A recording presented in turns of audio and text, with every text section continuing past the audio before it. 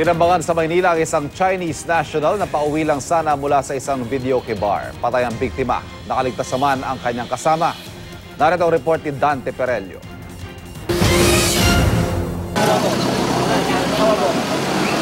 Pinagbabaril hanggang sa mapatay ng riding in tandem ang isang di pa nakikilalang Chinese national na sakay ng isang taxi sa Taft Avenue sa Vito Cruz, Maynila.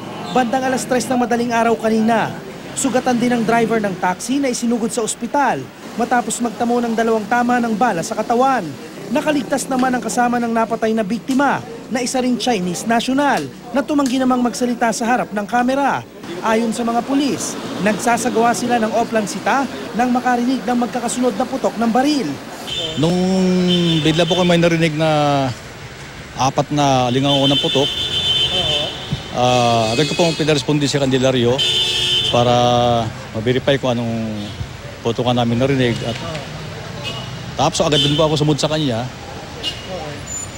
Nung papunta na po ako sa nangyaring dito sa lugar na to, may doon po sa aking nakamotor na may angkas po na isang tao na nakasumbiro po.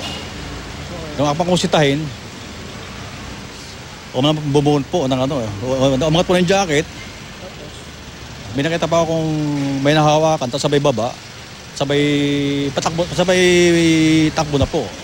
Nagkaroon pa raw ng habulan sa pagitan ng mga otoridad at ng riding in tandem mula Vito Cruz hanggang Quirino Highway.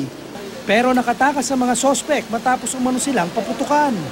Habang sa kabahan pong habulan namin, papunta pong Osmeña, habang hinahabol po namin yung nasabing nakamotor, nakarinig pa po kami na isang putok. Di ba na po, sa amin nakatutok, pa itaas. Balihabase po yung marami pong sasakyan na sumasalubong.